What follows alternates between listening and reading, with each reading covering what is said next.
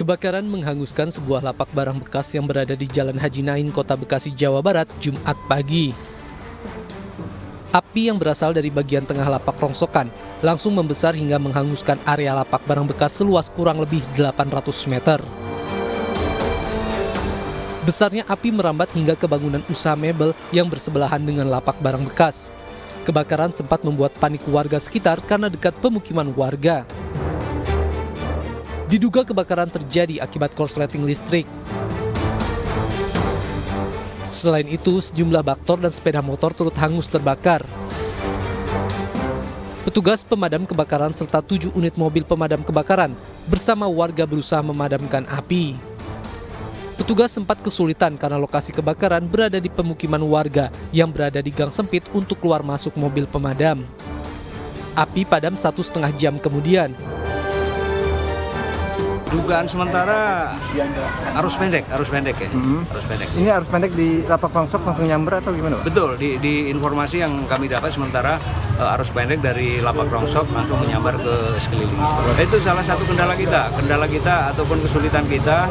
Pertama masalah akses jalannya terlalu sempit, kedua kita sumber air pun juga terlalu jauh. Makanya tadi kita langsung minta bantuan dari sektor-sektor lain untuk suplai airnya. Tidak ada korban dalam peristiwa kebakaran ini, namun kerugian materi diperkirakan mencapai 500 juta rupiah. Sedangkan kasus kebakaran kini ditangani petugas Polsek Jati Asih dan Polres Metro Bekasi Kota. Dari Bekasi, Jawa Barat, Rahmat Hidayat, iNews melaporkan.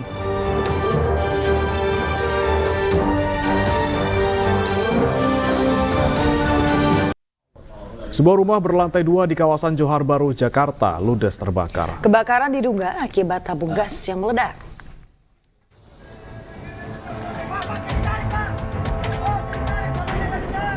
Kepulan asap tebal membumbung tinggi dari sebuah rumah berlantai 2 di kawasan Johar Baru, Jakarta, Jumat siang. Kobaran api yang membesar membuat lantai 2 rumah ludes dilalap si jago merah. Meski sempat membesar, namun api akhirnya berhasil dipadamkan setelah sejumlah mobil damkar dikerahkan ke lokasi kebakaran. Menurut pemilik rumah, kebakaran diduga akibat tabung gas LPG 3 kg yang meledak. Kita dengar dari tetangga itu katanya dari gas, ledakannya dari gas, cuman udah ada api. Ada bunyi ledakan, Bang? Ada ledakan. Ledakannya itu katanya sih dari tetangga yang kita dengar dari gas itu. Asal mulanya dari gas. Gas 3 kilo? Gas 3 kilo, benar.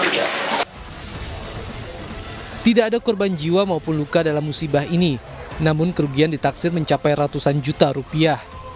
Dari Jakarta, Rani Sanjaya, iNews melaporkan.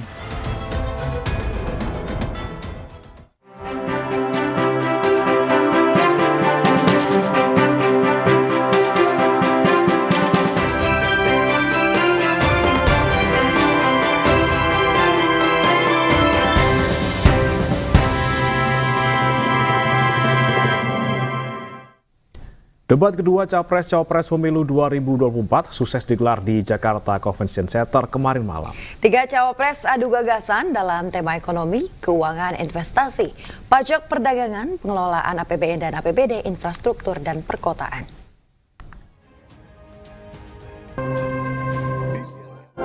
Tiga cawapres bertemu di debat kedua Capres-Cawapres Pemilu 2024 di Jakarta Convention Center Senayan Jumat malam.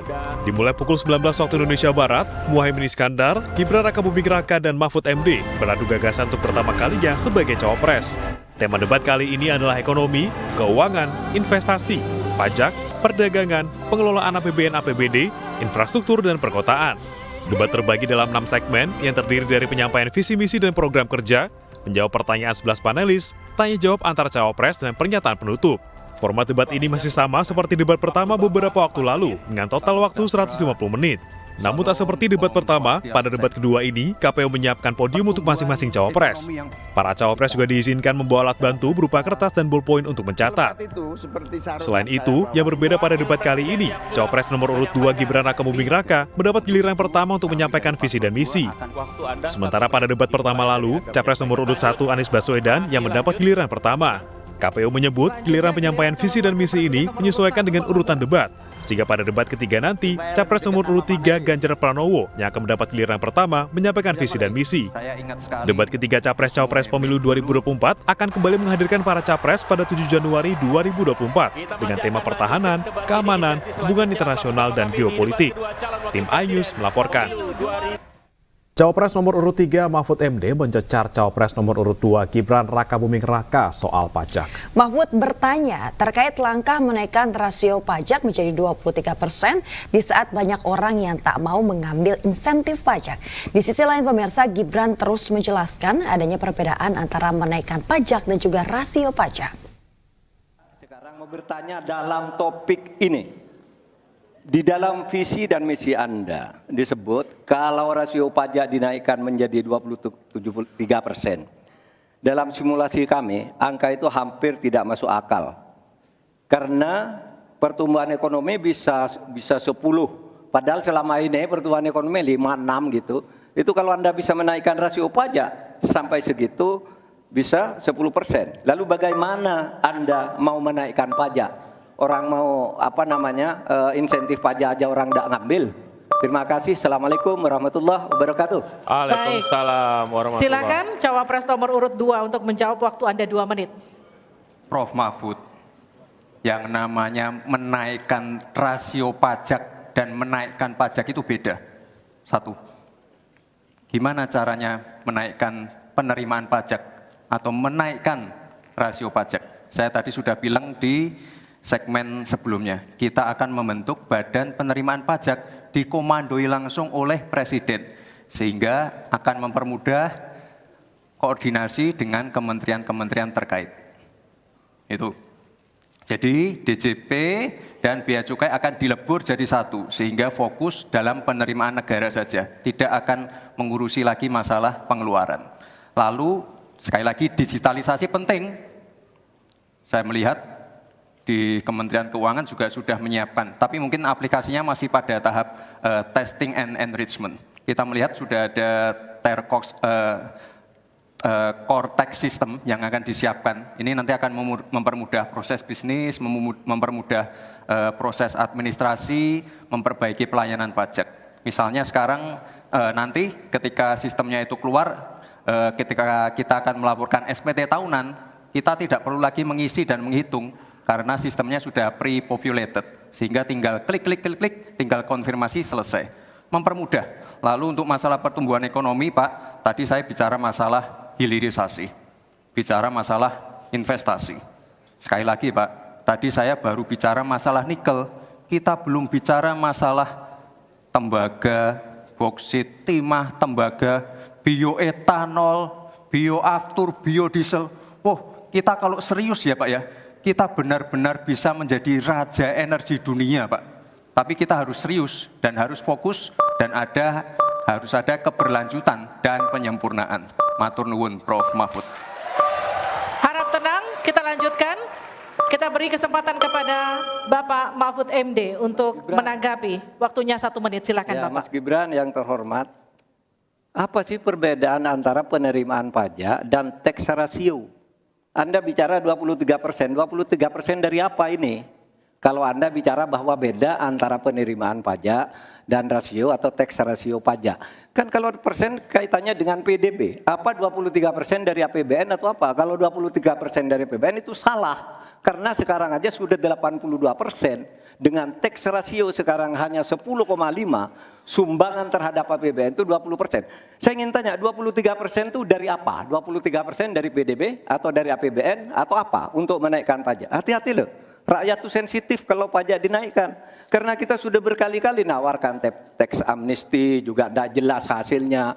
Kemudian tax pajak itu, insentif pajak sudah ditawarkan oleh pemerintah, benar tidak Pak yang mau? Karena diperas-peras juga jadi alat nego di kantor pajak. Nah oleh sebab itu ini harus jelas, 23% dari apa, selesai. Silakan. Masih lanjut, silakan.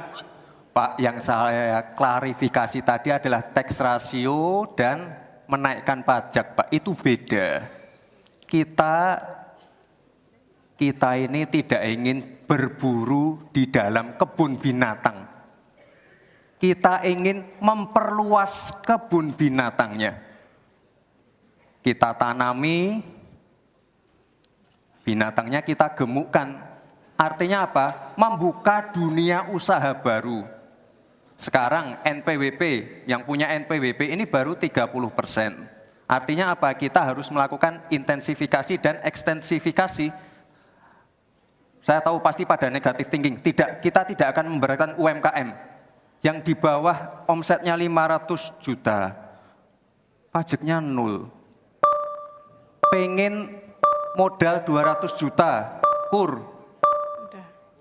tanpa agunan. Nggak ada yang memberatkan, Mbak. Terima kasih. Baik. Proyek Ibu Kota Negara atau IKN Nusantara menjadi perdebatan panas dalam debat Pilpres 2024 seri kedua yang mempertemukan 3 calon wakil presiden, yaitu Muhaimin Iskandar, Gibran Rakabuming Raka, dan juga Mahfud MD. Ya, Gibran menyebut anggaran IKN tidak sepenuhnya ditanggung APBN. Sementara Mahfud mendebatkan bahwa IKN belum ada investor dan Caimin menyebut skala prioritas pembangunan. Tidak semuanya harus menggunakan APBN. Contoh IKN, banyak yang gagal paham. Tidak 100% pembangunan IKN itu menggunakan APBN. Yang digunakan hanya 20%. Sisanya adalah investasi dari swasta dan investasi dari luar negeri. Ini yang banyak yang gagal paham. Lalu kita mengacu ke pertanyaan, infrastruktur fisik atau SDM, dua-duanya penting. Dan dua-duanya harus dijalankan secara paralel.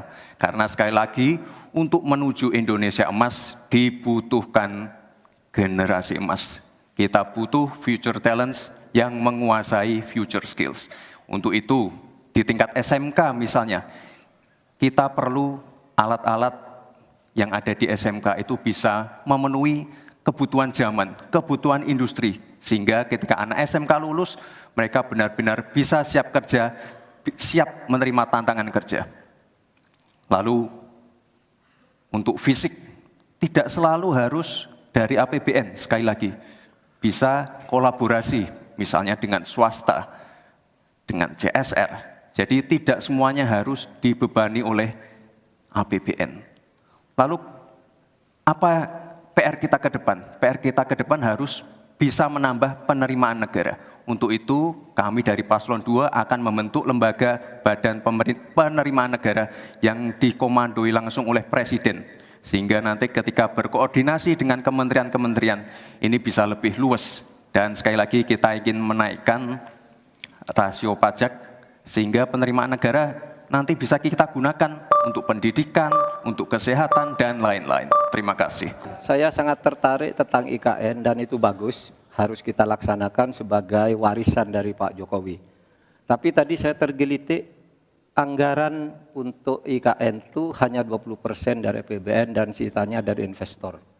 Sejauh yang kita baca, sampai sekarang belum ada satupun investor yang masuk ke sana. Coba kalau ada sebutkan misalnya 2 atau 1 gitu, investor mana yang sudah masuk ke sana. Yang saya dengar justru ada ratusan ribu hektar tanah sudah dikuasai oleh pengusaha-pengusaha tertentu sekarang ini. Nah, saya setuju ke depannya itu agar mengundang investor, IKN harus diteruskan tetapi pendanaannya harus sesuai dengan tujuan semula, bahwa itu sebenarnya mengundang investor. Tapi sekarang ini yang sudah jadi itu semuanya dari APBN. Sehingga memang diperlukan langkah-langkah perbaikan agar warisan baik Presiden Jokowi ini bisa kita lanjutkan. Yang paling penting dari ini adalah kemampuan membaca skala prioritas. Seluruh proyek-proyek besar yang ambisius, ini IKN sebagai salah satu contoh saja, itu kalau hanya mengandalkan APBN hampir 500 triliun. Padahal 1% saja dari 400 sekian triliun itu untuk bangun jalan seluruh Kalimantan beres, membangun seluruh kota-kota di Kalimantan beres. Dan yang paling penting infrastruktur yang untuk SDM 3% aja dari seluruh anggaran IKN itu bisa membangun sekolah dengan baik di seluruh Kalimantan. Itu contoh kemampuan mengambil skala prioritas. Baik, saya izin menanggapi Gus Muhaimin dulu. Saya ingat sekali Gus Muhaimin dulu sempat ikut meresmikan dan potong tumpeng di IKN. Ini gimana? Ini nggak konsisten. Dulu dukung, sekarang nggak dukung karena menjadi wakilnya Pak Anies yang mengusung tema perubahan. Sekali lagi Gus, mohon maaf, IKN ini bukan hanya membangun bangunan pemerintah, tapi juga sebagai simbol pemerataan pembangunan di Indonesia, sebagai simbol transformasi pembangunan di Indonesia.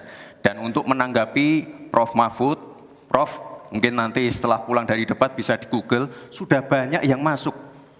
Mayapada, Agung Sedayu. Dan nanti akan tambah lagi, mungkin setelah Pilpres, karena mereka pasti akan wait and see, melihat stabilitas politik di Indonesia. Dalam sesi debat lainnya, calon wakil presiden nomor urut 3 Mahfud MD menanggapi pernyataan calon wakil presiden nomor urut 1 Muhaimin Iskandar tentang investasi yang terlalu normatif. Ya, mendukung tanggapan tersebut, Mahfud MD sampaikan keadaan yang ada di lapangan. Begini, yang Bapak sampaikan itu tadi saya kira itu sangat normatif. Seharusnya begitu. Di lapangan Pak, investasi itu sulit loh Pak. Prosedurnya bertele-tele, ada konflik of interest di mana pejabat yang ngurus itu misalnya harus mendapat sesuatu tapi disalurkan lewat si A. Itu laporan yang masuk ke saya. Ada urusan harusnya diinvestasikan untuk rakyat, itu malah disentralisasi ke negara, dibuat PT sendiri lalu diurus sendiri, rakyatnya tidak kebagian. Nah itu yang sering saya dapat laporan dari berbagai tempat. Minta izin misalnya untuk UMKM. Untuk UMKM misalnya, berapa? Perlu 24 meja Pak untuk mendapat izin UMKM. Pertanyaan saya, instrumen hukum apa yang Pak Imin bisa sediakan untuk menjawab itu semua? Sekaligus menanggapi Pak Mahfud, kita punya undang-undang Omnibus Law. Kita punya sistem baru yang lebih efektif dan ramah terhadap investasi. Tetapi sekali lagi, pemerintah terlampau lambat dalam mengimplementasikan itu semua. Sehingga harus kita selepet supaya lebih cepat lagi menyediakan sarana dan prasarana bagi percepatan izin. Berbelit-belitnya izin saya setuju, menjadi penyebab utama trust itu hilang. Nah, kita harus membenahi pada wilayah pemerintahan kita yang harus memberikan satu sarana infrastruktur yang memadai. Sementara itu, calon wakil presiden nomor urut 1 Muhaimin Iskandar menyinggung soal banyaknya proyek dari pemerintah pusat yang diberikan ke pemerintah kota Surakarta. Ia menanyakan hal itu ke Gibran Rakabuming Raka, calon wakil presiden nomor urut 2 yang juga wali kota Surakarta. Pernyataan itu ditanggapi Gibran sebagai pertanyaan sekaligus sindiran kepada dirinya yang merupakan anak dari Presiden Republik Indonesia Joko Widodo. Saya ingin Pak Gibran menyampaikan tips and tricks agar bupati, wali kota, dan pemerintah daerah yang lain bisa belajar agar proyek-proyek besar bisa dimasukkan di kota Solo. Bagaimana caranya ini? Baik Gus Muhaimin, saya jelaskan ya. Sekarang Indonesia itu sudah memulai yang namanya pemerataan pembangunan. Yang dibangun bukan hanya Solo saja. 53% investasi kita sudah ada di luar Jawa. Kalau kita pengen fair ya Gus,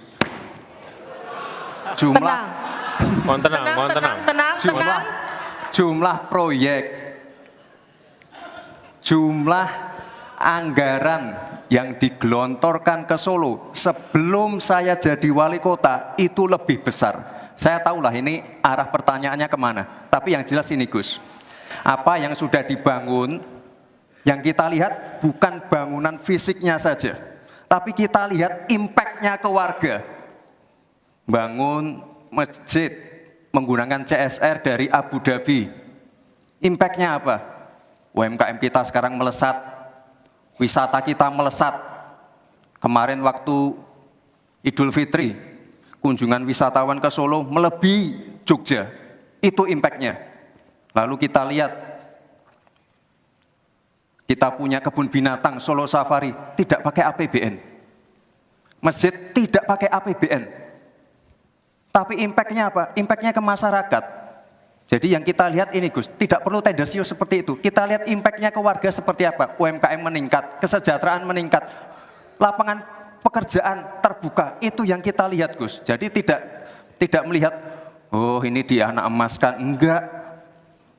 Pemerataan pembangunan itu sudah terjadi di mana-mana, bukan hanya di Solo. Dan itu fakta loh Gus, proyek di Solo sebelum saya menjabat itu lebih banyak. Fakta itu. Yang saya tanyakan belum dijawab. Saya itu tanya tips and triknya agar investasi ataupun proyek-proyek besar bisa di sana. Sebab saya lihat itu ada 32 proyek pemerintahan pusat, ada juga berbagai program-program yang luar biasa, patut kita banggakan. Dibandingkan dengan misalnya Kota Madiun yang hanya 11%, Cirebon hanya 7%, Tasikmalaya. Kita ingin triknya apa? Sehingga akses pendanaan pembangunan itu bisa bersifat adil dan merata. Bukan hanya di satu kota, tapi berada di seluruh. Ini yang menjadi catatan saya adalah keadilan dalam melaksanakan APBN. Kalau kita jadi pemerintah pusat nanti, tugas kita adalah membagi secara adil seluruh proyek-proyek nasional kita. Baik Gus, saya jawab lagi. Sebelum ada proyek dari pusat masuk, kita ya, para wali kota ya harus menyiapkan yang namanya readiness kriteria. Kalau nggak ada itu, nggak mungkin proyek itu masuk. 2, kita sebagai wali kota harus menyiapkan hal-hal non teknis, relokasi, nego dengan warga-warga bantaran sungai, bantaran rel kereta api. Itu Gus, 1. Lalu kita juga harus berkolaborasi. Tidak semuanya pakai APBN, ada yang pakai APBN plus APBD plus dibantu, saya sering dibantu Pak Ganjar, gubernur saya. Ini kolaborasi, jadi tidak semuanya APBN, ini kolaborasi, ada CSR juga, ada BUMN juga, ini kolaborasi. Dan sekali lagi sebelum itu masuk, kami para wali kota menyiapkan readiness kriteria, itu. Jadi ya saya kira ini cukup. Anda kembali di Ayus Pagi, pemirsa. Debat Pilpres Seri 2 menghadirkan 3 calon wakil presiden yang saling beradu gagasan dalam bidang ekonomi kerakyatan dan digital, perdagangan, investasi, pajak, infrastruktur, dan juga perkotaan. Dan apa saja visi dan misi serta program kerja yang disampaikan oleh Muhaimin Iskandar, Gibran Rakabuming Raka, dan juga Mahfud MD? Berikut rangkumannya untuk Anda.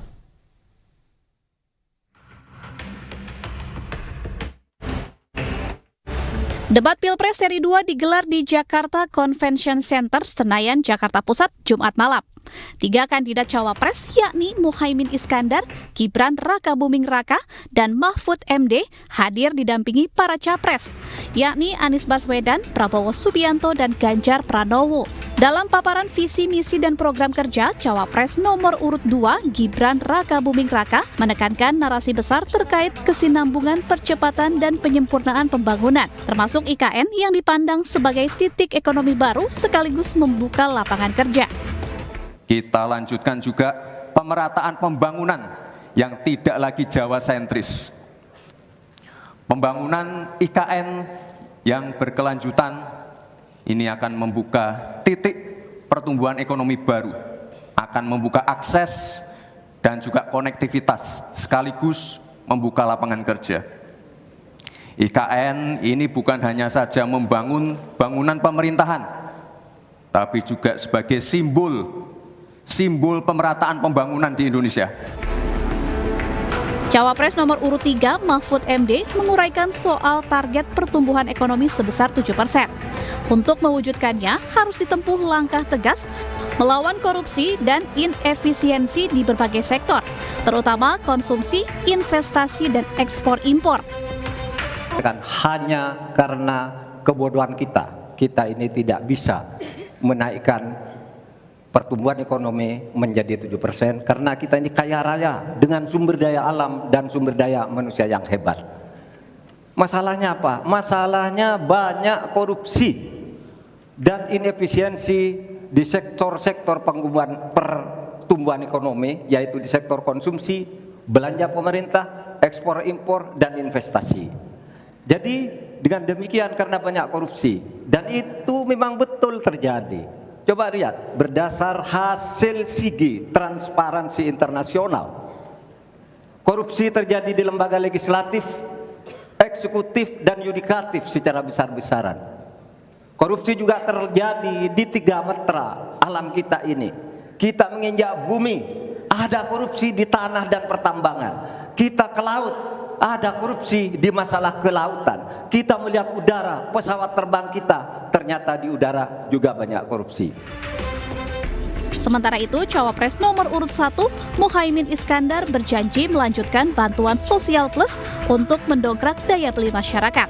5% APBN juga dialokasikan khusus untuk kaum muda. Amin menginginkan bansos yang memang menjadi kewajiban negara ini diteruskan dan bahkan harus ditingkatkan, sehingga kita ingin bansos plus yang semakin membawa rakyat kita memiliki kemampuan daya beli yang mendongkrak ekonomi masyarakat kita. Insya Allah, Amin akan memastikan 5% anggaran dari APBN atau sekitar 150 triliun kita khususkan untuk kaum muda Indonesia.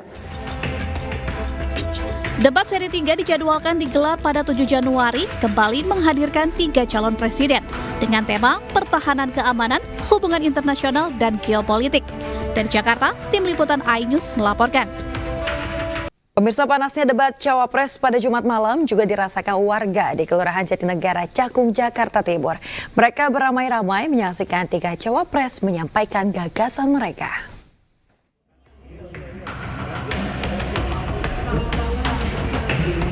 Debat kedua Capres-Cawapres Pemilu 2024 berlangsung cukup panas di JCC Jumat malam kemarin. Suasana yang sama juga dirasakan warga di Kelurahan Jatinegara, Cakung, Jakarta Timur. Mereka bersama-sama menonton jalannya debat yang ditampilkan di layar proyektor. Mengenakan kaos dukungan untuk Ganjar Mahfud, mereka antusias menyimak para cawapres saling beradu gagasan. Hadir bersama warga, Caleg DPR RI Dapil DKI Jakarta 1 Partai Perindo, Aiman Wicaksono menekankan pentingnya pemberantasan korupsi untuk pembangunan bangsa. Jakarta, bahkan di luar Jawa, tentu ini menjadi perhatian. Kalau korupsi bisa ditekan seminimal mungkin, bahkan bisa dihilangkan ya, maka ratusan triliun rupiah, sekali lagi ratusan triliun rupiah bisa kita selamatkan. Dan itu hanya bisa dilakukan dengan komitmen kuat, yakni komitmen Ganjar Mahfud. Saya yakin itu karena Pak Mahfud sudah terbukti, sudah teruji dari rekam jejaknya menyelamatkan uang negara 701 triliun rupiah. Antusiasme warga tak berkurang sedikit pun meski harus nonton bareng di tengah suasana yang sangat sederhana. Semangat dukungan untuk pasangan Ganjar Mahfud tidak surut meski mereka tak hadir langsung di JCC. Dari Jakarta, Jen Cahyani, Pandu Priyo, iNews melaporkan. Ingin memberikan semangat kepada Capres-Cawapres nomor urut 3 Ganjar Mahfud, para driver ojek online yang tergabung dalam komunitas ojek online Indonesia Dukung Ganjar turut hadir ke tempat debat kedua Pilpres di JCC Senayan, Jakarta. Saat tiba di JCC, pemirsa, Ganjar yang mengenakan pakaian adat Rote NTT menyapa para driver ojek online bersama dengan para relawan lainnya. Para driver ini juga langsung memberikan yel-yel sebagai bentuk dukungan kepada Ganjar Mahfud. Perwakilan komunitas ojek online Indonesia Dukung Ganjar, Risnandar, mengatakan mereka akan selalu berada di belakang pasangan Capres-Cawapres nomor urut 3 Ganjar Mahfud. Diketahui tema untuk debat Cawapres kali ini di hari Jumat kemarin adalah ekonomi, keuangan, investasi, pajak, perdagangan, pengelolaan, APBN, APBD, infrastruktur, dan perkotaan.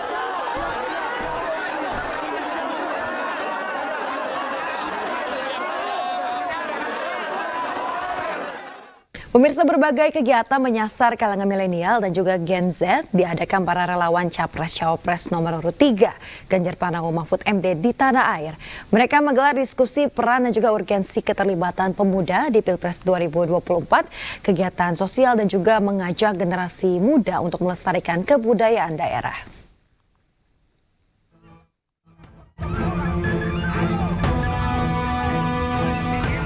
Relawan Ganjar Pranowo Mahfud MD mengajak generasi muda berperan aktif dalam upaya melestarikan kebudayaan Sasak melalui festival persean yang diadakan di Lapangan Nasional Selong, Kabupaten Lombok Timur, Nusa Tenggara Barat.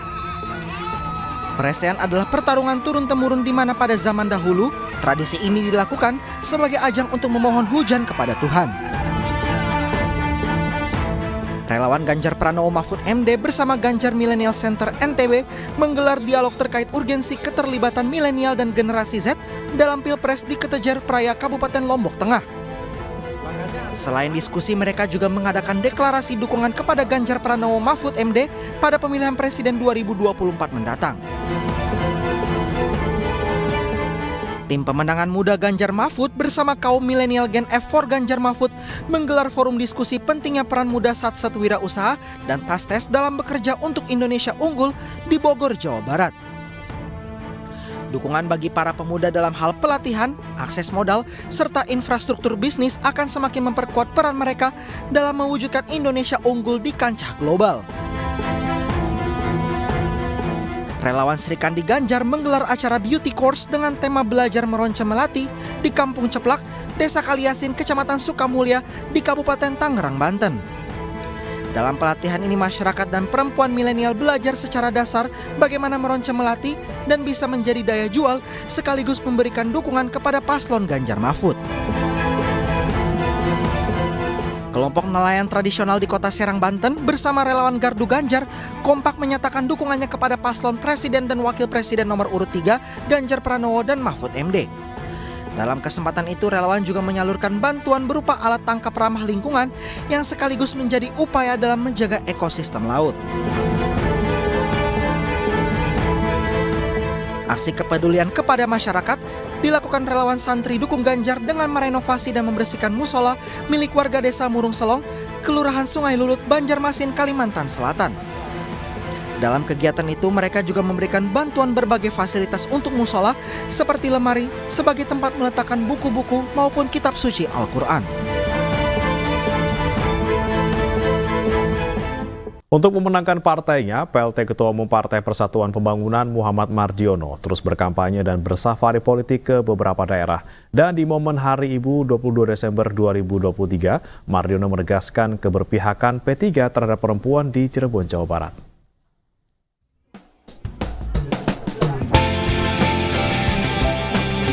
Muhammad Mardiono bertemu dengan kaum ibu-ibu yang ada di Kelurahan Sunyaragi, Kecamatan Kosambi, Cirebon, Jawa Barat, Jumat siang. Mardiono berdialog langsung dengan kaum ibu-ibu terkait kebutuhan apa saja yang diperlukan di akar rumput. Dalam safari politiknya yang bertepatan dengan perayaan Hari Ibu, Mardiono menyebut Partai Persatuan Pembangunan telah menempatkan kaum perempuan untuk keterwakilan sebesar 35%. Selain memperjuangkan rakyat, juga memperjuangkan para kaum perempuan. P3 sendiri dalam kampanye nasional membawa 3 agenda besar, yaitu kerja mudah, harga murah, dan hidup berkah. Ibu-ibu inilah yang paling bisa merasakan langsung bagaimana untuk bisa mendapatkan 9 bahan pokok untuk memenuhi kehidupan sehari-hari. Ya, insya Allah bersama dengan Partai Persatuan Pembangunan, ya kaum ibu akan lebih sejahtera lagi. Sebelumnya Mardiono bersama caleg P3 juga turun belusukan di beberapa titik wilayah di DKI Jakarta. Mardiono meminta para caleg untuk terus berkomunikasi dan memberikan kontrak politik kepada masyarakat terkait apa yang akan dilakukan ke depan. Mardiono menyebut DKI Jakarta memiliki prioritas khusus untuk penyelesaian berbagai problematika sebelum nantinya ibu kota dipindah ke IKN. Hal ini bermaksud untuk mengantarkan kesejahteraan masyarakat DKI Jakarta. Dalam safari politiknya ke berbagai titik di DKI Jakarta bersama calon legislatif, Mardiono juga membantu para pelaku UMKM dengan memborong dagangannya, berdiskusi dengan pedagang sekitar, dan berinteraksi lainnya untuk menyerap aspirasi dari masyarakat bawah. Hal tersebut untuk menghijaukan kembali DKI Jakarta dan memenangkan P3 dengan perolehan target DPRD 10 kursi dan 3 kursi DPR. Pemirsa, lagi-lagi viral di media sosial adanya iklan kampanye yang dipasang di area pos polisi. Kali ini iklan kampanye berada di Pos Lantas Semanggi, Jakarta.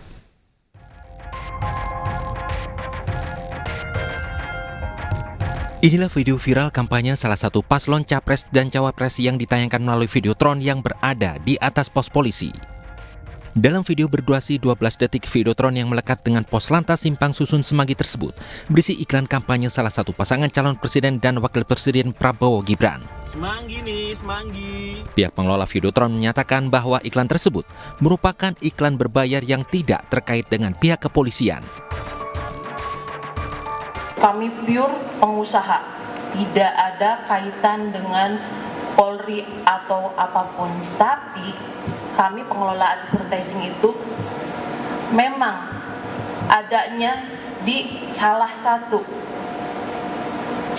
tempat yang dimana dipergunakan untuk satu institusi Polri.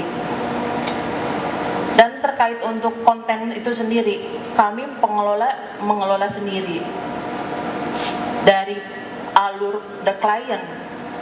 klien kontrak ke kami, meminta, dan kami untuk pembayaran itu berbayar. Wadir Lantas Polda Metro Jaya AKBP Doni Hermawan menanggapi bahwa Ditlantas Polda Metro Jaya melarang pemasangan iklan yang berbau politik di seluruh Videotron yang melekat di pos lantas seluruh DKI Jakarta. Dengan kejadian ini kami sudah melakukan langkah-langkah, kami sudah mengingatkan dan menghimbau kepada seluruh pengusaha dan pengelola advertising, reklame, iklan maupun yang menggunakan LED Videotron untuk tidak mengunggah materi-materi yang bernuansa politik selama pelaksanaan pemilu. Pemasangan spanduk dan Videotron yang berisi materi kampanye di sepanjang Jalan Tamrin dan Sudirman merupakan tindakan yang dilarang oleh Bawaslu DKI Jakarta. Sepanjang Jalan Tamrin dan Sudirman itu memang tidak diperbolehkan untuk pemasangan alat peraga kampanye. Baik yang sifatnya konservatif, konvensional ya, misalkan baliho, spanduk, maupun yang digital. Ya ini kan yang terpasang itu adalah Videotron, maka itu secara digital. Maka kami sedang menelusuri, tadi sebelum ke sini juga kami sudah mengecek di lokasi, memang itu betul di Simpang Semanggi kan masuk area Jalan Jenderal Sudirman ya. Kini pihak Bawaslu DKI Jakarta akan melusuri pihak pemasang video kampanye salah satu calon pasangan Capres-Cawapres di Pos Lantas Semanggi, Jakarta. Dari Jakarta, Helmi Sajangpati, iNews melaporkan. Sebelumnya baliho kampanye pasangan Prabowo Gibran juga ditemukan di Rumah Sakit Bayangkara, Serang, Banten. Kasus serupa juga ditemukan di atas pos polisi persimpangan Pacing, Kabupaten Mojokerto, Jawa Timur.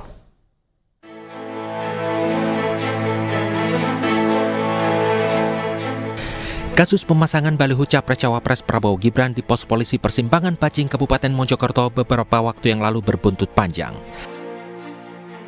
Badan Pengawas Pemilu Kabupaten Mojokerto mengecam dan merasa dirugikan dengan cuitan di media sosial X milik Humas Polda Jawa Timur. Dalam cuitan tersebut, Humas Polda Jawa Timur mengklaim jika baliho paslon nomor urut 2 itu sengaja dipasang oleh Bawaslu Kabupaten Mojokerto. Akibatnya hal itu viral di media sosial dan warganet menduga Bawaslu tidak netral dalam Pilpres 2024. Padahal Bawaslu Kabupaten Mojokerto tidak pernah memasang baliho tersebut dan menuntut Polda Jawa Timur meminta maaf secara terbuka. Atas tuduhan dari Humas Polda Jatim bahwa Bawaslu yang melakukan pemasangan ATK berbentuk baliho milik paslon calon nomor urut 2 yang terdapat di atas pos pantau polisi lalu lintas di pertigaan Desa Pacing, Kecamatan Bangsal, Kabupaten Mojokerto ini, Bawaslu Kabupaten Mojokerto melalui Bawaslu Provinsi Jawa Timur meminta kepada Kepala Polda Jawa Timur atau Kapolda untuk 1. Meminta maaf secara resmi kepada Bawaslu Kabupaten Mojokerto. Sebelumnya baliho Prabowo Gibran terpasang di atas pos polisi persimpangan Pacing, Kabupaten Mojokerto. Baliho tersebut sempat viral di media sosial hingga akhirnya Bawaslu Kabupaten Mojokerto menurunkan poster tersebut karena dianggap melanggar etik. Ini di Rumah Sakit Bayangkara Polri nih. Sementara itu, baliho pasangan Prabowo Gibran juga ditemukan terpasang di Rumah Sakit Bayangkara Provinsi Banten. Diduga alat peraga kampanye ini dipasang oleh sayap relawan Prabowo Gibran. Poster spanduk itu terpasang di pagar dan dinding Rumah Sakit Bayangkara yang merupakan milik Polri. Dalam video yang beredar, perekam video ini meminta polisi, KPU, dan Bawaslu untuk menurunkan alat peraga kampanye tersebut. Tim Liputan iNews melaporkan. Pemirsa, Gerakan Pemuda Islam melaporkan Menteri Perdagangan Zulkifli Hasan ke Barreskrim Polri Jakarta Selatan pada Jumat sore. Zulhas dilaporkan atas dugaan penistaan agama. Ya, pemirsa, berbekal sejumlah alat bukti, sejumlah anggota Gerakan Pemuda Islam GPI mendatangi gedung Barreskrim Polri Jakarta. Kedatangan mereka untuk melaporkan Menteri Perdagangan yang juga merupakan Ketua Umum Partai Amanat Nasional Zulkifli Hasan. Zulhas dilaporkan atas dugaan penistaan agama dalam pernyataannya dalam sebuah acara yang kemudian viral di media sosial. Korelasikan kembali dengan hadis yang diriwayatkan oleh Bukhari bahwa sholatlah sebagaimana kalian melihat sholatku, maka sudah barang tentu Rasulullah dalam sholatnya itu tidak menggerakkan 2 jarinya atau 3 jarinya atau 4 jarinya. Nah, itulah kenapa sehingga kami berpandangan bahwa Bapak Zulkifli Hasan selaku Menteri Perdagangan. Sebelumnya, pemirsa, Forum Umat Islam Bersatu gelar aksi unjuk rasa mendesak Polri menangkap Ketua Umum PAN Zulkifli Hasan karena dinilai telah menistakan agama. Dengan membawa spanduk bertuliskan "Tangkap Penista Agama Zulkifli Hasan", Forum Umat Islam menggelar aksi unjuk rasa di depan Gedung Museum Mabes Polri, Trunojoyo, Jakarta Selatan.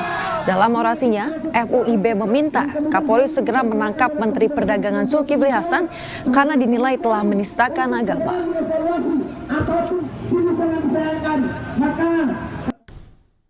Membantu rakyat kecil mendapatkan penghasilan, Partai Perindo meminjamkan 10 gerobak kepada masyarakat dan pelaku UMKM di Kabupaten Tangerang, Banten.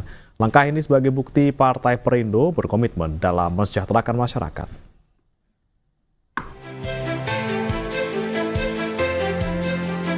Ketua Umum Partai Perindo Haritanu Sudibyo menyerahkan langsung 10 gerobak pinjaman dari Partai Perindo kepada masyarakat yang membutuhkan di Kabupaten Tangerang, Banten. Sejumlah caleg Partai Perindo turut serta dalam penyerahan gerobak Partai Perindo ini. HT berharap keberadaan gerobak Partai Perindo bisa menumbuhkan ekonomi baru untuk pembangunan bangsa. Gerobaknya kita ganti dengan gerobak yang baik. Harapannya adalah mereka bisa makin berkembang, makin sukses, pendapatannya makin besar, sehingga kehidupan rumah tangga mereka bisa lebih baik. Ini adalah perjuangan daripada Partai Perindo bagaimana mempercepat peningkatan kesejahteraan rakyat kecil khususnya. Kalau ini bisa masif secara nasional, maka Indonesia pasti lebih cepat maju. Ya, semoga makin maju, semakin jaya buat Perindo. Semoga buat yang lainnya makin sukses terus, buat ngebantu masyarakat yang lainnya. Terima kasih buat Partai Perindo udah membantu buat usaha. Semoga semakin maju, sukses. Tidak hanya pinjaman gerobak, Ketua Umum Partai Perindo Haritanu Sudibyo juga meluncurkan Misty Cannon Truck yang diinisiasi oleh caleg Partai Perindo. Misty Cannon Truck akan membantu mengatasi polusi udara di Kabupaten Tangerang khususnya. Kalau untuk truk Canon Misty ini memang untuk seluruh masyarakat karena fungsinya sendiri adalah untuk menetralisir udara yang berpolusi menjadi udara yang segar. Jadi memang saya mengkontribusikan ini untuk Partai Perindo agar manfaat Perindo itu langsung berimpact ke masyarakat. Misty Cannon Truck menjadi bukti Partai Perindo dalam memperjuangkan kualitas udara yang bersih bagi masyarakat. Dari Kabupaten Tangerang, Banten, Aimarani Esra Ambarita, Fakih Satrio, iNews melaporkan. Anda kembali di iNews Pagi bersama saya Bremana Tenaya dan juga rekan saya Yasmina Tania, pemirsa. Dan demikian tadi adalah berita pilihan dalam iNews Pagi hari ini. Kita ke informasi berikutnya. 10 kali beraksi di wilayah kota Depok, 2 pelaku spesialis curanmor berhasil diringkus unit Reskrim Polsek Cimanggis. Kini polisi masih mengejar 2 pelaku lainnya yang masih buron.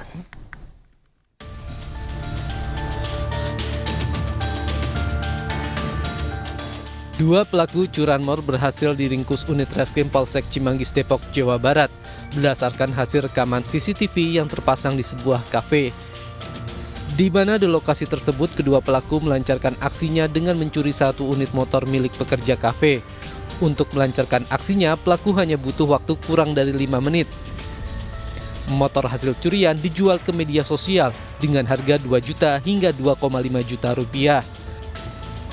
Komplotan pelaku ini telah beraksi selama 3 bulan sejak Oktober hingga Desember 2023. Dalam aksinya, komplotan ini mengincar sepeda motor yang terparkir di tempat sepi. Jadi mereka ini dalam waktu kurang lebih 5 menit mereka harus lolos. Lebih dari itu mereka tidak akan berani karena modusnya mereka ini menggunakan 2 kendaraan. Pelaku ini beriringan memantau situasi, melihat ada dari sebelah arah kiri, arah kanan aman, satu tim turun, satu motor tetap standby, kemudian diambil langsung kabur. Mereka selalu berboncengan. Hingga saat ini, unit Reskrim Polsek Cimanggis masih mengejar 2 pelaku lainnya yang masuk daftar pencarian orang. Sementara 2 pelaku yang telah berhasil diringkus dijerat dengan pasal 363 KUHP tentang pencurian dengan pemberatan dengan ancaman hukuman 5 tahun penjara. Sementara itu, bantuan kemanusiaan untuk pengungsi Palestina kini telah diizinkan masuk melalui beberapa titik di luar penyeberangan Rafah, salah satunya melalui Yordania.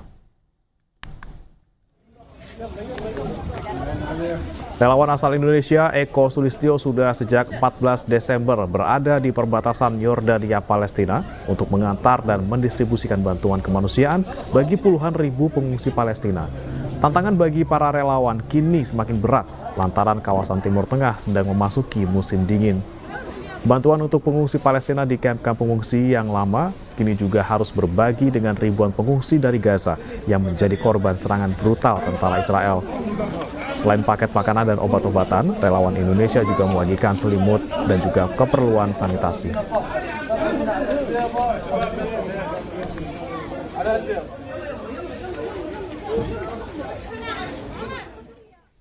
Dan pemirsa, kini kami telah tergabung bersama dengan Eko Sulistyo, relawan Indonesia di Yordania. Assalamualaikum, selamat pagi waktu Indonesia, Mas Eko. Apa kabar Mas, sehat ya Mas? Waalaikumsalam warahmatullahi wabarakatuh. Selamat pagi Mbak Yasmin dan Mas Bren. Alhamdulillah sehat-sehat dan baik-baik saja di sini. Ya, alhamdulillah. Begitu. Ya, Mas Eko, sejauh ini Mas, bantuan apa saja yang sudah berhasil didistribusikan Mas bagi para pengungsi di sana, Mas?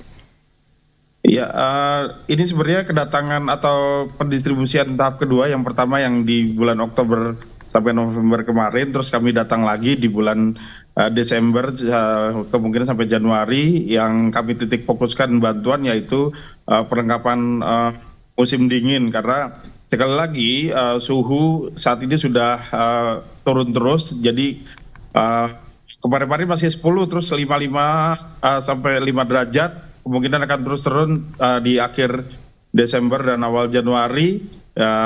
Selain perlengkapan musim dingin seperti selimut, sarung tangan, kaos kaki, kita juga akan memberikan itu penghangat ruangan. Jadi itu nanti yang berdasarkan assessment yang dibutuhkan, juga bahan pangan. Dalam hal ini bahan pangan juga sangat dibutuhkan di beberapa kamp-kamp pengungsian karena memang minimnya bantuan, sehingga mitra lokal kami menyarankan bahan panganan menjadi faktor yang paling utama, mengingat jumlah pengungsi yang cukup banyak dan bantuan-bantuan internasional itu banyak digeser ke daerah Gaza Palestina yang saat ini memang sangat membutuhkan karena bombardir Zionis Israel yang tiada henti sampai saat ini juga, begitu Mbak Yasmin.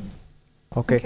Mas Eko, kalau untuk kondisi di Yordania sendiri, memang ini kan bantuan kabarnya baru bisa sekarang lagi masuk ya sejak 7 Oktober lalu ini. Kemudian faktor apa yang membuat akhirnya bantuan bisa masuk melalui Yordania, dan bagaimana juga dengan bantuan untuk para pengungsi Gaza dan juga tepi barat, Mas?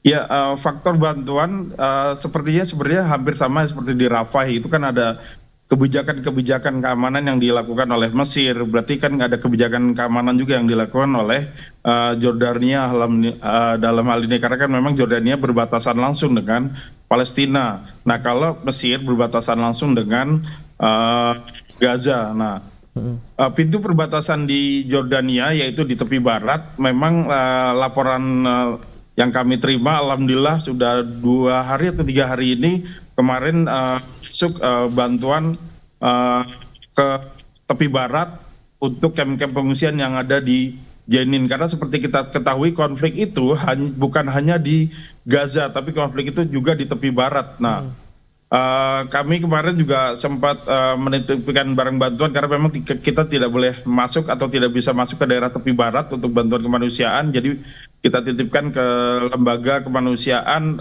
yang dimiliki oleh Jordania. Dalam hal ini yang dikirim berupa tepung gandum, itu kurang lebih sekitar 25.000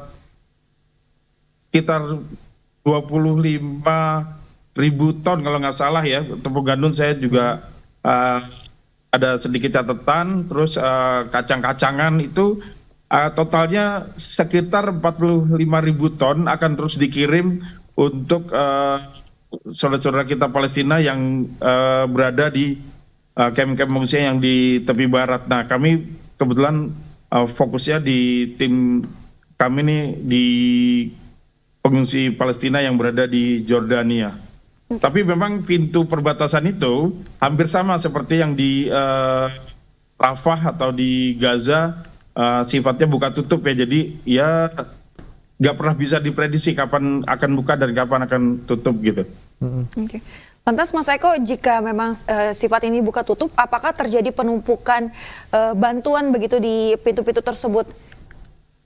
Betul sekali Mbak Yasmin. Jadi kemarin kami kontak teman-teman yang ada di Mesir dan teman-teman yang ada di Gaza bagian selatan, karena kan alhamdulillah juga ada 2 orang relawan Indonesia yang masih bertahan di Gaza bagian selatan dari Mercy, dan kita kontak bantuan tuh yang bisa masuk hanya dari Mesir, dan kemarin itu jumlahnya juga sangat minim sekali, sampai teman-teman bercerita bahwa dia hanya sehari hanya 1 kali makan, bisa makannya malam, besoknya nggak makan, atau makannya pagi, siang sampai malam nggak makan, pokoknya sehari hanya sekali bisa makan, karena relawan Indonesia yang 2 orang ada di sana itu tinggalnya juga bersama pengungsi di sekolahan milik Uni Eropa di Gaza Selatan. Nah, jadi posisinya sebenarnya kondisinya hampir sama, cuma bedanya kamp-kamp pengungsian yang di Jordania atau di perbatasan Jordania, bedanya dia tidak ada gempuran-gempuran secara militer begitu, Mbak Yasmin. Oke, Mas Eko, walaupun memang di sana tidak ada gempuran langsung dari tentara Israel, tapi apakah pernah berurusan langsung nih teman-teman relawan di sana dengan tentara Israel ketika menyalurkan bantuan di sana, Mas? Ya, kalau yang di sini alhamdulillah enggak ya bersentuhan langsung dengan tentara, tapi kalau yang mungkin kita akan masuknya lewat perbatasan tepi barat, tentunya kita akan bersentuhan dengan tentara Zionis Israel, karena biar bagaimanapun pintu yang dibuka itu pasti akan dijaga ketat oleh mereka, dan mereka pula yang akan pihak bea cukai dari Zionis Israel pula yang akan mengecek itu barang-barang bantuan.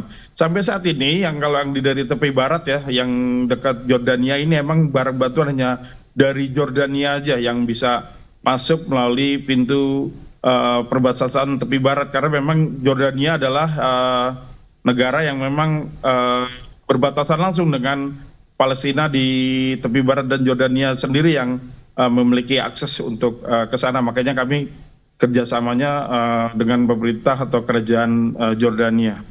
Oke, baik Mas Eko, terakhir Mas, harapan-harapan dari tim relawan di sana apa Mas? Mengingat kendala-kendala yang mungkin dihadapi saat ini selain dari faktor cuaca ya Mas, itu apa saja Mas? Ya memang faktor cuaca saat ini memang diperkirakan malah seminggu ke depan ini akan semakin turun kondisinya, hujan juga, dan suhunya juga akan turun terus begitu Mbak Yasmin. Yang diharapkan adalah agar pintu akses bantuan kemanusiaan dibuka atau di seluas-luasnya, apalagi di daerah Gaza, Palestina, pintu perbatasan Rafah, ya, pintu perbatasan yang ada di tepi barat itu dibuka seluas-luasnya untuk bantuan kemanusiaan, karena sekali lagi misi kemanusiaan atau bantuan kemanusiaan itu sangat dibutuhkan oleh saudara-saudara kita Palestina yang saat ini gempuran-gempuran aja belum selesai di tepi barat, ya di jalur Gaza, musim dingin. Nah, dengan kondisi kelaparan karena memang tidak ada toko-toko lagi yang udah buka, ya apalagi kalau bukan bantuan kemanusiaan yang diharapkan.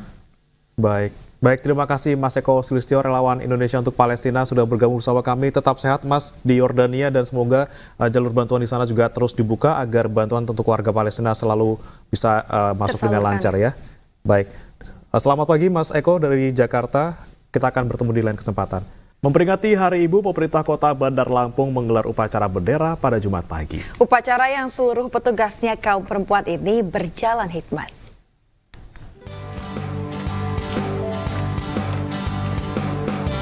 Upacara peringatan ke-95 Hari Ibu digelar di halaman kantor pemerintah kota Bandar Lampung Jumat pagi dengan tema Perempuan Berdaya Indonesia Maju. Dipimpin Wali Kota Bandar Lampung Eva Duyana, upacara yang seluruh petugasnya kaum perempuan ini berjalan dengan penuh hikmat. Dalam kesempatan ini, Eva juga membacakan puisi berjudul Ibu dengan penuh penghayatan. Kita mengucapkan selamat pada Hari Ibu, perempuan-perempuan hebat yang tidak mengenal lelah, walaupun di rumah itu adalah prestasi yang baik, apalagi yang bekerja di luar, itu juga prestasi yang baik. Tapi yang terpenting adalah kita cetak, kita jadikan anak-anak kita menjadi anak yang soleh dan soleha. Mudah-mudahan segala sesuatunya, harapan ibu, harapan orang tua, semua diberikan kelancaran, kemudahan. Dan kami anak-anak mohon doanya, mudah-mudahan kami selalu bisa memberikan yang terbaik. Harapan saya ada ibu-ibu muda yang mau bekerja sebagai pelita ya, kata Bunda, pegawai lillahi ta'ala. Karena kita percaya rezeki semua dari Allah, sehingga kita percaya kita akan bisa. Selain pengibaran bendera merah putih, Pemkot Bandar Lampung juga menggelar berbagai lomba, di antaranya tarik tambang, merias istri, hingga joget menggunakan balon. Pemkot juga memberikan penghargaan kepada sejumlah pegawai atas dedikasi mereka terhadap perempuan. Eva menyebut peringatan ini sebagai momen penting untuk memberikan keyakinan bahwa perempuan mampu meningkatkan kualitas serta mengembangkan segala potensi sebagai agen penggerak. Dari Bandar Lampung, Ruslan, iNews melaporkan. Pemirsa, debat kedua Capres-Cawapres Pemilu 2024 sukses digelar di Jakarta Convention Center kemarin malam. 3 cawapres adu gagasan dengan tema ekonomi, keuangan, investasi, pajak, perdagangan, pengelolaan APBN dan APBD, infrastruktur dan perkotaan.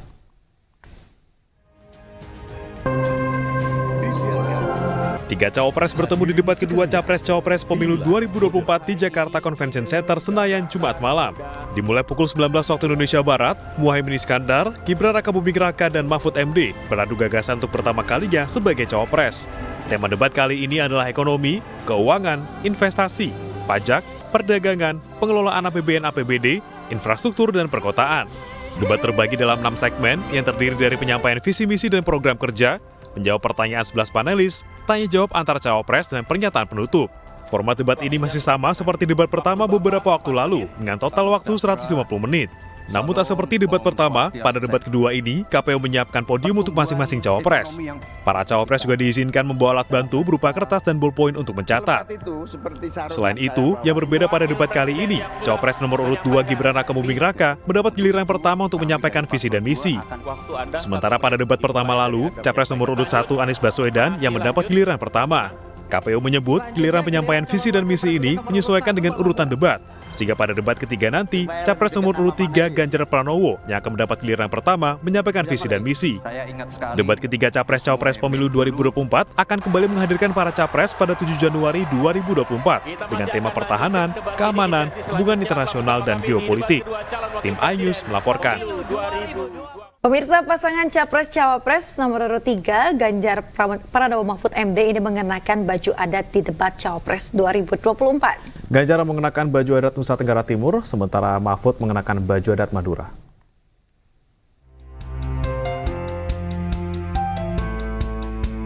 Pasangan Capres-Cawapres nomor urut 3, Ganjar Pranowo dan Mahfud MD mengenakan baju adat pada debat Cawapres 2024 yang digelar di Jakarta Convention Center, Senayan, Jakarta. Pakaian adat Ganjar terdiri dari kain tenun ikat yang dikenakan sebagai selempang dan kain penutup bagian bawah. Pakaian adat ini merupakan pakaian adat suku Rote di Nusa Tenggara Timur. Ganjar juga mengenakan habas atau kalung berbandul gong dan topi anyaman ti'i langga dari daun lontar yang mirip topi sombrero dari Meksiko. Sementara Mahfud mengenakan baju adat daerah asalnya yakni Madura. Mahfud mengenakan baju adat khas Madura berwarna hitam dan pesaan. Kaos dengan warna belang hitam dan putih yang merupakan dalaman dari baju luaran pesaan itu disebut menunjukkan mental pejuang, pemberani, dan tegas yang dimiliki suku Madura. Mahfud juga mengenakan odeng, penutup kepala laki-laki berbahan dasar kain batik. Ganjar tampak didampingi sang istri Siti Atikoh dan Mahfud ditemani istrinya Zaizatun Nihayati.